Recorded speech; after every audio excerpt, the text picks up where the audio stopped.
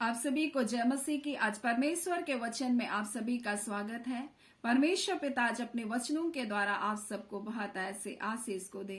पिता परमेश्वर आज अपने वचनों के द्वारा आपसे बोले और बातचीत करे। आज हम लोग परमेश्वर के वचन से कुछ बातों को सीखेंगे, यीशु के साथ या उसके बिना। और हम लोग दो घटना को देखेंगे, लूका 5 अध्याय और उसके बाद हम लोग यूहन्ना 21 अध्याय। और यहाँ पर एक ऐसी घटना के बारे में जो यीशु के मृत्यु के बाद उसके जी उठने की घटना है। और पहली घटना यीशु के प्रचार कार्य के प्रारंभ के समय की घटना है। और यीशु मसीह जब प्रचार कार्य को कर रहा था तिब्रियस के झील के किनारे, तब वहां पर दो नाव लगी हुई थी और एक नाव थी जो पतरस की थी। और यीशु मसीह उस नाव पर सवार हो गया और यीशु मसीह प्रचार का कार्य को आरंभ किया। और यहाँ पर पतरस उस प्रचार के कार्य को सुन रहा था। और यहाँ पर हम देखते हैं कि जब प्रचार के कार्य को यीशु मसीह कर चुका तो शमौन से कहा, गहरे पर ले चल और मछलियां पकड़ने के लिए अपने जाल डाल। और यहाँ पतरस की जिंदगी को जब हम देखते हैं, वो बचपन से मछुआरा है, अपने जीवन में अनुभवी है, परंतु रात भर परिश्रम करने के बावजूद उसको कुछ भी नहीं मिला। कुछ भी, एक भी मछली को उसने प्राप्त नहीं किया और उसका जीवन घोर निराशाओं में था होगा। आज के दिन में अपनी जिंदगी को कैसे जीऊं, आज अपने परिवार का पालन पोषण में कैसे करूं। परंतु एक बात मैं आपको कहना चाहती हूं, जब यीशु मसीह आपकी जिंदगी में आता है वो आपको ऐसे ही नहीं छोड़ेगा। और परमेश्वर ने पतरस के लिए एक बड़ी योजना को बनाकर रखा। उसे सिर्फ मछुआ बनाना नहीं था, उसके जीवन को आशीष को देना नहीं था, परंतु परमेश्वर उसके जीवन से अपनी महिमा को लेना था। और इसलिए कई बार आपके जीवन में आपके अनुभव के बावजूद भी आपको असफलता मिलेगी, आपके अनुभव के बावजूद भी आपको हार का सामना करना पड़ेगा, आपके अनुभव के बावजूद भी आपका जीवन घोर निराशाओं में चला जाएगा, क्योंकि परमेश्वर ने आपके लिए एक बड़ी योजना को बनाकर रखा है। और यही पतरस है जिस पर यीशु मसीह कहता है, मैं तुझ पर अपनी कलीसिया का निर्माण करूंगा। इसलिए पतरस के जीवन में घोर निराशाएं, आपके जीवन में जब घोर निराशाएं आएंगी तब आप इस बात को जानिए, परमेश्वर के लिए, आपके जीवन के लिए एक बड़ी योजना है। और यीशु मसीह उसकी नाव पर सवार हुआ। वैसे यीशु मसीह आज अपने लोगों से कहना चाहता है, हो सकता है तुम अपने कार्य को लेकर के बहुत एक्सपीरियंस लोग हो सकता है तुम अपने कार्य को लेकर के बहुत अनुभव को लेकर चल रहे हो। और पतरस भी बचपन से मछुआरा था और हो सकता आप ऐसे ही अनुभवी लोग हो, परंतु अपने जीवन में आप हार का सामना करने वाले हो। आप बार बार निराशाओं को देख रहे हो, बार बार अपने जीवन में हार को आप अपने जीवन में देख रहे हो और आप टूट गए हो। और परमेश्वर आज अपने वचन के द्वारा कहना चाहता है, अपनी जिंदगी में मुझको निमंत्रण दे दो, अपने जीवन में अपनी नाव पर मुझको चढ़ने के लिए दे दो, और तब मैं तुम्हारे जीवन में कार्य को करूंगा। क्योंकि यीशु मसीह आपके जीवन में तभी आशीष को देगा जब वो आपके जीवन में होगा। और यीशु मसीह इस प्रकार से यहाँ पर पतरस के साथ बातचीत कर रहा है और उससे कह रहा है कि तू क्या कर, कि अपने जाल को क्या कर, तू डाल, बोलता गहरे पर ले चल और मछलियां पकड़ने के लिए अपने जाल को डाल। पतरस बोल रहा है, प्रभु मैंने सारी रात परिश्रम किया परंतु कुछ भी नहीं प्राप्त हुआ, परंतु अब तेरे कहने पर मैं जाल डालूंगा। हो सकता है आपने अकेले बहुत परिश्रम कर लिया, आपने अकेले बहुत ज्यादा अपने जोड़ तोड़ को लगा लिया, आपने बहुतों की सलाह को ले लिया, आपने बहुत ज्यादा परिश्रम कर लिया, परंतु आज यीशु मसीह आपसे कहना चाहता, अगर तुम मुझे अपने जीवन में निमंत्रण को दोगे, अगर तुम कहोगे हाँ यीशु आज मेरे दिल में तू आ, मेरे जीवन में आ, मेरे हर चीज क्षेत्रों में तू आ, प्रभु आज मेरे जीवन पर अपना कार्य को कर। कई बार हम यीशु को एक कमरे में बंद करके रखते हैं, परंतु यीशु मसीह हमारे पूरे जीवन के हर एक क्षेत्र पर वो रहना चाहता है। कई बार हम यीशु को कहते हैं, प्रभु आ मेरे दिल में, और बस हम उसको एक जगह स्थापित करके रख देते हैं। कई बार हम यीशु के साथ ऐसा व्यवहार करते हैं, परंतु वो आपके आत्मिक, आपके आर्थिक, आपके भौतिक, आपके हर क्षेत्र में काम करना चाहता है। और यीशु मसीह जब उसके जीवन में आया, उसकी नाव पर आया, उससे कहता है अब गहरे पर ले चल। क्या पतरस नहीं जानता था कि गहरे पर ही मछली मिलती है? पतरस जानता था, उसका अनुभव था, क्योंकि वो बचपन से मछुआरा था, परंतु उसने अब कहा हाँ प्रभु यीशु अब तेरे कहने पर मैं जाल को डालूंगा। और जब उसने जाल को डाला, इतनी मछलियों को घेर लाया कि उसकी जाल फटने लगी। और यीशु मसीह आज अपने लोगों से कहना चाहता है, जब मैं तुम्हारे जीवन में आऊंगा, मैं कार्य को करूंगा तुम्हारे जीवन में। और यीशु मसीह आकर के तुरंत पतरस से नहीं कहा कि गहरे पर ले चल, उसने कहा पहले किनारे से थोड़ा हटा ले। और वहां प्रचार कार्य को कर रहा था, वो लोगों को वचन को बता रहा था, और पतरस यहाँ जाल को साफ कर रहा था। यहाँ पर वो साफ करते करते यीशु के वचन को सुन रहा था। और जब आप वचन को सुनते हैं, ये आपके अंदर विश्वास को उत्पन्न करता है, और उसने यीशु मसीह की बात को मानना प्रारंभ किया। वो ऐसी यीशु की बात को नहीं सुनता, उसने वचन को सुना, उसके बाद उसने यीशु की बात को माना।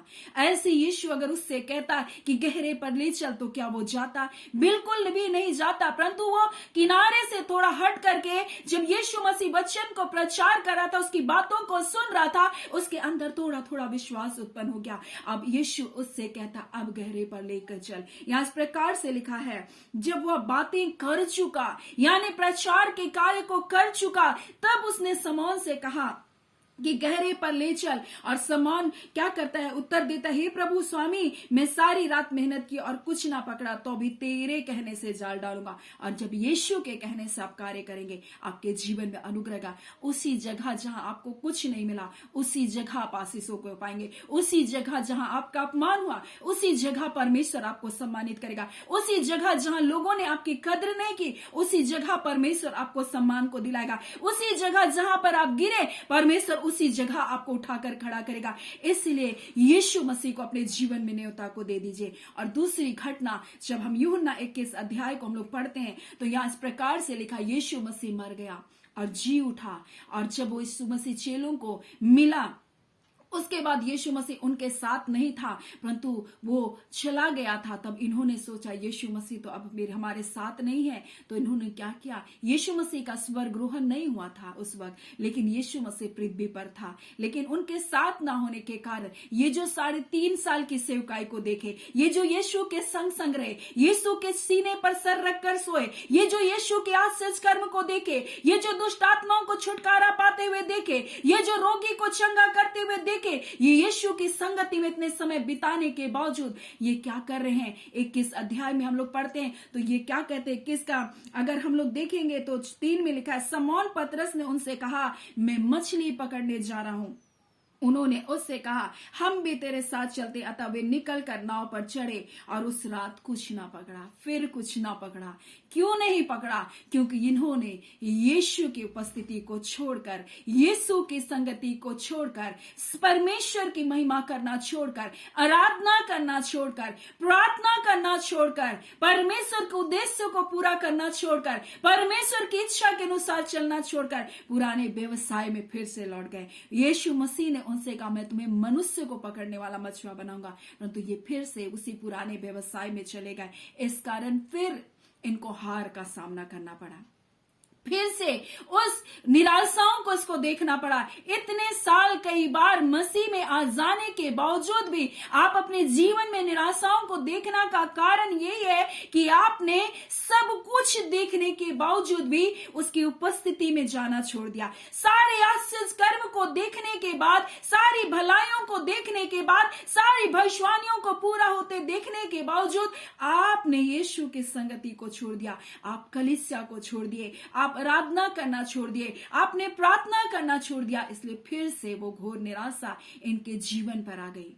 और यहाँ फिर सारी रात परिश्रम करने के बावजूद वहां कोई मछली नहीं पकड़ा। परंतु यीशु का प्रेम ऐसा नहीं कि आपको एक बार जब आपके जीवन में आए तो वो आपको धोखा दे या आपको छोड़ दे। वो फिर से यीशु मसीह उनके पास आया, उन चेलों के पास आया, जिनको जो काम करना था वो काम छोड़कर ये सारे चेले, कुल 8 लोग मिल करके ये फिर से पुराने व्यवसाय में चल गए। परंतु यीशु ने उनको नहीं छोड़ा। ये है हमारे यीशु का प्रेम कि वो आपको कभी भी नहीं छोड़ेगा। आपके गिरने के बावजूद, आपके मुकरने के बावजूद, आपके छोड़ जाने के बावजूद वो फिर से आपकी जिंदगी में आता है और फिर से कहता है कि हे बालकों, तुम्हारे पास क्या मछलियां हैं? और उनको बालकों बोल करके संबोधित करता है, क्योंकि वो जानता है अब आज भी ये परिपक्व नहीं हुए मसीह में, आज भी ये मुझको सही रीति से जान नहीं पाए हैं। इसलिए उनसे कहता है, हे बालकों, क्या तुम्हारे पास मछलियां हैं? उन्होंने उत्तर दिया, नहीं। और उनसे कहा, नाव के दाहिनी ओर जाल डालो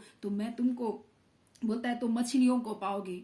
और यहाँ पर जब वो आज्ञा का पालन करते, फिर से बहुत मछलियों को प्राप्त करते, परंतु इस बार उनकी जाल नहीं फटती। और ये जाल ना फटना भी एक परमेश्वर का रहस्य है। कई बार जब हम मसीह में नए आते हैं, हमारे जीवन में कई बार हमारे कार्य क्या हो जाते हैं, खत्म हो जाते हैं, परंतु जब हम मसीह में आते हैं तो परमेश्वर हमारी जिंदगी को टूटने और बिखरने नहीं देता। परमेश्वर हमारी आशीषों को चुराने नहीं देता शत्रुओं को। और परमेश्वर आज अपने लोगों से कहना चाहता है कि जब तुम मेरी बातों को सुनोगे, जब तुम मेरी कार्य को करना प्रारंभ करोगे, तुम आशीषों को प्राप्त करोगे। और यही बात हम देखते हैं कि यीशु मसीह दोबारा आता है इनके पास और उनसे कहता है, हे बालकों, क्या कुछ खाने के लिए मछलियां? वो कहते हैं, नहीं प्रभु, कुछ नहीं है।